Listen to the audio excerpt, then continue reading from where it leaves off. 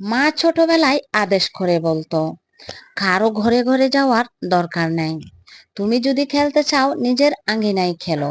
তখন আমি নিজেকে প্রশ্ন করতাম, মা কেন বলে? আর সেই প্রশ্নের উত্তর নিজেই পেয়ে গেলাম। কারণ তাতে মানুষ বিরক্ত হয়, যা আমি ছোটবেলায় বুঝতাম না। মা এমনও বলতো, চাচা চাচিদের ঘরে যখন কোনো প্রয়োজনে পাঠাতো, তখন বলে দিত, খবরদার কারো ঘরে কিছু দিলে খাবে না। কিন্তু আমার প্রশ্ন ছিল, মা কেন বলতো? অনেক সময় মা না দেখে মতো খেয়ে ফেলতাম। তবে আজ সেই প্রশ্নের উত্তর নিজেই পেলাম। কারণ মানুষ খাবারের খোঁটা দেয়, যা ছোটবেলায় বুঝতাম না। মা এমনও বলতো, কখনো মিথ্যা বলবে না, সব সময় সত্য কথা বলবে। ছোটবেলায় নিজেকে প্রশ্ন করতাম, একটু বললে কি এমন হয়? কিন্তু সেই প্রশ্নের উত্তর আজ নিজেই পেলাম। কারণ মিথ্যা বলা যে মহাপাপ। ছোটবেলায় আরো বলতো মা, কারো জিনিসপত্র বা টাকা পয়সা পড়ে থাকতে দেখলেও তুমি তাতে হাত দিবে না।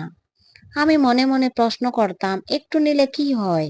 কিন্তু আজকে নিজের প্রশ্নের উত্তর নিজেই পেলাম। কারণ কারো টাকা পয়সা ও জিনিসপত্র মালিকের অজান্তে হাত দিলে তাকে সমাজে চোর বলা হয়, যার অপবাদ একজন মুমিনের পক্ষে বহন করা অসম্ভব। মা এমনও বলতো, কোনো মানুষের নামে না দেখে না শুনে মিথ্যা অপবাদ দিও না। কিন্তু ছোটবেলায় ভাবতাম, মিথ্যা অপবাদ দিয়ে একটু মজা নিলে কি এমন হয়? তবে ভাবনার উত্তর এখন পেয়ে গেলাম। মিথ্যা অপবাদ দেওয়া ইসলামে জায়েজ নাই। মিথ্যা অপবাদ ইসলামে হারাম। ছোটবেলা থেকে মা যা শিখিয়েছেন সবকিছুই যেন আমার জীবনের ভালোর জন্য। কারণ যা শুনেছি আমার ভালো হয়েছে, আর যা একটু না শোনার চেষ্টা বা গাফিলতি ছিল তাতে আমার চরম ক্ষতি হয়েছে।